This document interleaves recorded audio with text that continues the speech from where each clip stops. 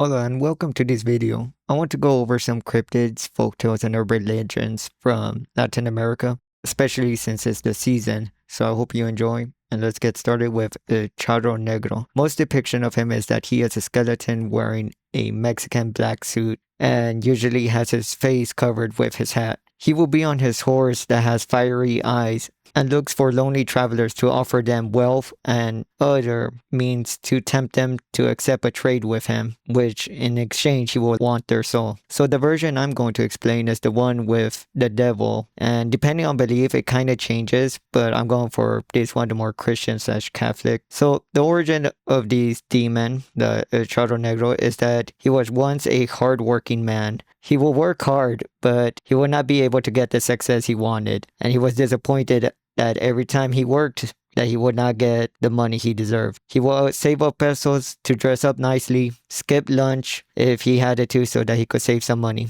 But when his parents died, he will become basically Batman. Nah, just kidding. His family wasn't rich and he sadly went into a depression. So then the devil visited him one day to make a deal and offer him wealth for his soul, and he will gladly accept it. As time goes by, he enjoyed the life of wealth, but after a while noticed that people didn't really like him for himself, but only for his money. And then one day, the devil returns and tells him that the deal is almost going to be completed, that he's going to cash in his soul, basically. Afraid, the man gets an idea, and like any rich person that gets taxed and the IRS is coming for them, he runs away. Grabbing his best horse and a few coins, he set off, but the devil knew about these, so he will meet him in the desert. And with that, the devil says that now he will take his soul since the man tried to escape from his deal. So the devil cursed him, but the horse, while seeing his owner getting taken by the devil, attempts to kick the devil, but the devil also says, "You will be cursed with him too since you tried to hit me." And now El Charro Negro was born, and the devil told him that he will be his debt collector. The two versions of El Charro Negro is that he will collect the souls that the devil has already made offers with. So basically again, like a debt collector. And the other one is that the devil promised him that the curse will be uplifted if he is able to get a person to replace him. So basically that's why he goes after lonely travelers and asks them for their souls. There's other stories of these, that he's a demon, he's the devil, and it goes on. There's also another story, and instead of him enjoying the life and like running away, he does run away still, but it's more that he sacrificed his son for the wealth. So each time the devil comes up, he will offer him as one of his sons, and the devil will accept it. And he will be able to escape basically, but not until the end. Until he dies, the devil still basically goes to his funeral and gets his soul from there. So this is a folktale, and the message is obvious: is that greed is bad. And I like that. It's simple. Of course, religion is the main reason it was created, or one of the main reasons. And the main reason I like these is because of other folktales like the crossroad demon or devil, as it's just a person wanting to make a deal for success. I also like this type of folktale of the devil because I don't like the type of where the devil is like a monster, a beast, or whatever. I do prefer him being a fallen angel and a false prophet. So I do like that he wants to make a deal for the guy's soul. Back to the legend. This was a legend that dates back to like the 1920s, where horsemen in Mexico had very harsh conditions. That's where El Charro kind of comes from. But they were basically forced to work in farms and land for very little money or to no money at all. There are also other religions again that changed up the versions. Some say it's the devil, some say it's an entity, goes on. But at the end, it's the same message that you shouldn't be greedy. And so with that, let's go to the next one, and it's a cryptid that I think a lot of people know, and it's El Chupacabra, known as the goat sucker, phrasing. More like the goat vampire, as it takes the blood from the goats and other farm animals. First seen in 1995, after many animals died and claimed that there were no blood in them, it led to people believing that either a cult or from a person said it, a chupacabra did it. The reason why it's a cult is because they had a past of it. The person who saw the chupacabra will also say that they saw a movie called The Species a week prior to it, so take it with a grain of salt. There's an author of a book called Tracking the Chupacabra will lead to discredit these cryptids. So from Puerto Rico to Latin America, the chupacabra will have many different designs and characteristics. From it having scales to leather skin, on all fours like a dog to jumping like a kangaroo. The main victims of these creatures was animals, usually farm animals. Even though it has been discredited, there are still theories on what could it be. An example is that it was a secret government experiment that escaped. Another one that I heard is that it is a witch pet, and another one is an alien experiment or an alien itself, which technically it is an alien. It keeps on passing the borders without going through border patrol. So overall, these folktale cryptid it's alright, but after thinking, it's not really the best to compare to other cryptids. I am still afraid of monsters more than people, but for these cryptids, it could have been inspired by past cult activities, since some cults will drain the blood of animals in Puerto Rico. So it could have been that, it just people didn't want to fully believe it was people doing that to their animals. So instead of blaming the cults, the chupacabra was basically a scapegoat. Goat sucker. Alright, the next one I want to go over is La Llorona. One of the most famous ghosts in Mexico culture. She is like the boogeyman of kids that like to hang out in the dark or especially near rivers. Meaning the weeping woman. She roams the streets crying for her kids. The stories of her origins are mixed and varies from people. Some stories say that she lost her kids and is constantly looking for them. Others say she was a kidnapper and she never had the kids. Other versions say she had a husband who abandoned her with kids, and since the kids reminded her of him, she drowned him. Or that husband cheated on her, so revenge, she drowned the kids. It could go on and on, more details, less details. But let's go on to explain about her. To know that she is near, she will be weeping, doubting, and calling for her kids. The stories usually vary of what she does to kids. Either way, usually kidnaps them and drowns them. And she is known to be near rivers. But encounters have said she's in the streets too. No one could fix her, so don't be desperate. La Llorona is a Mexican boogeyman because parents would tell their kids to go back home before dark and stay away from rivers so that they don't get taken by La Llorona. These urban legend is easy to encounter because just don't go near water at night and go back home when it's dark. Random thought, but these might be cruel. But when someone drowns in a river, it could be more that the Llorona is like a tale to kids that don't get near the river because the Llorona got them, but in reality, they might have just died. They might have just drowned accidentally.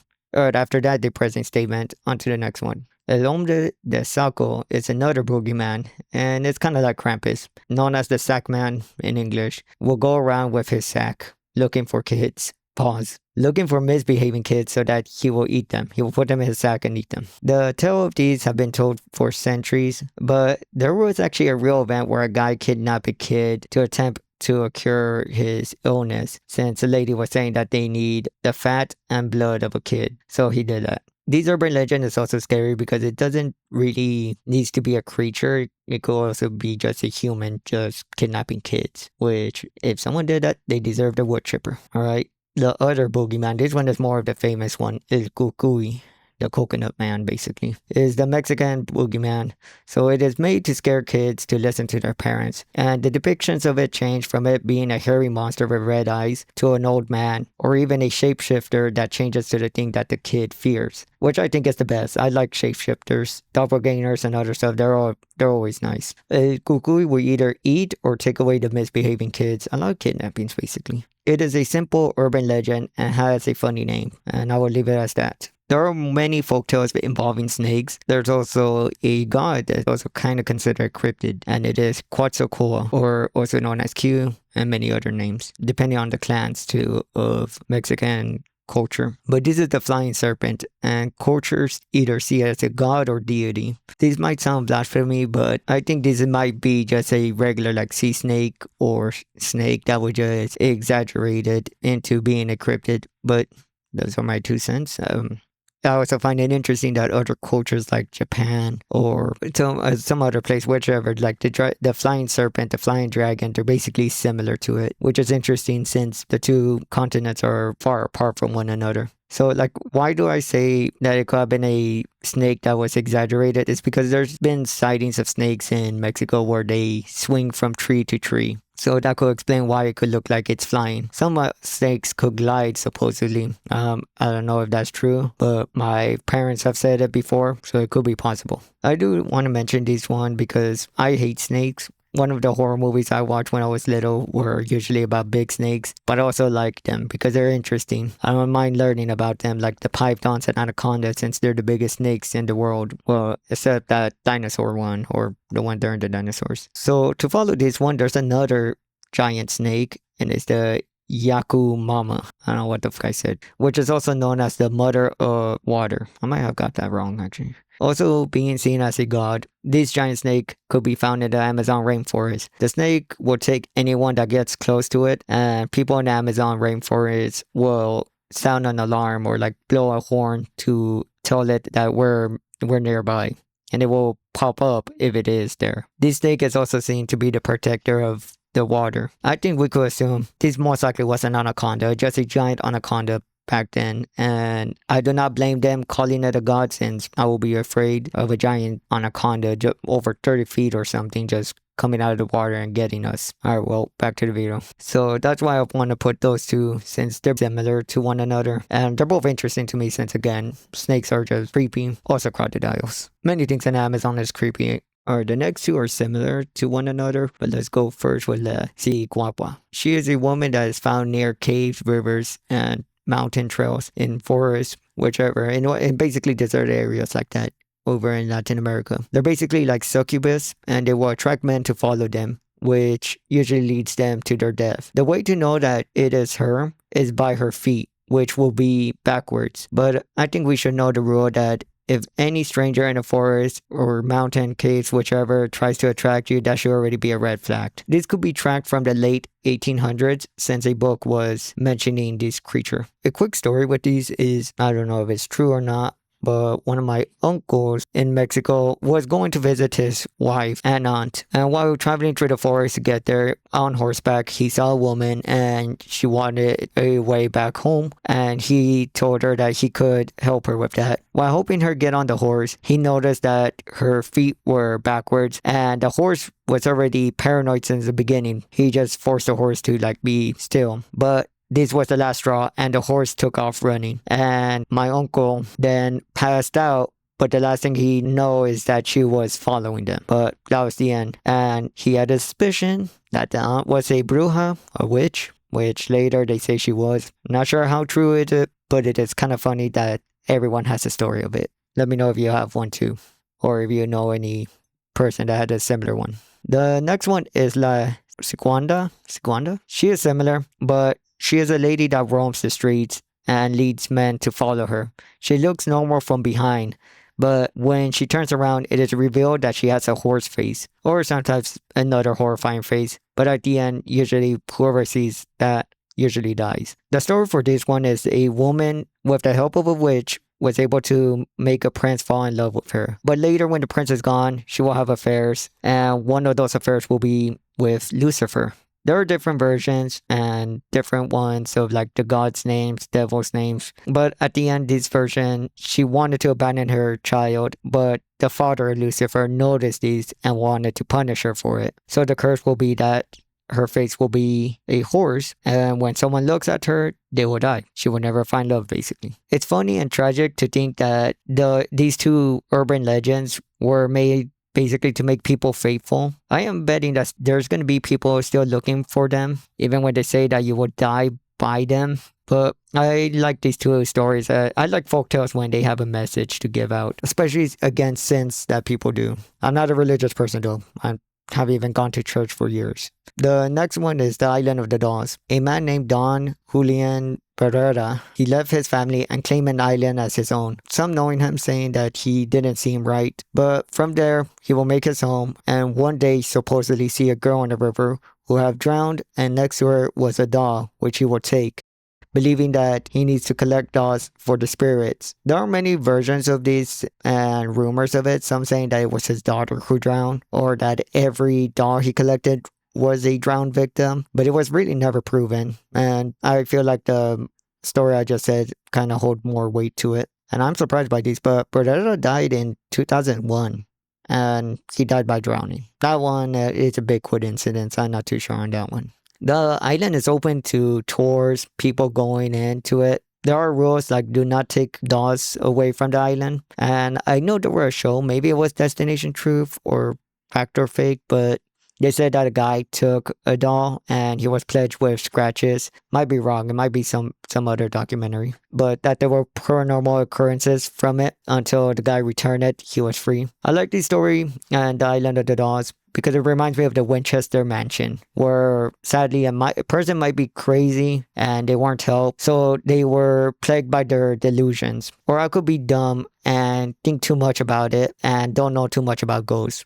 But whichever, I actually like thinking that this place is haunted more than it's not. It's more funner. It will also be cool to visit this place at night. It's open to people visiting. It's just that I'm not going to visit Mexico. That itself is something else. With that, I hope you learned something new about Latin American folktales or entertained about hearing them. I like researching these and hope you enjoy. I think my favorite will be the first one, El Charro Negro, just because of its message. Let me know if there's any other folktales or cryptids of Latin America in the comments. Might make another one going over some unknown ones or new ones that you guys mentioned. And I hope you enjoyed this video again. Subscribe and liking will mean a lot to me, and have a good day.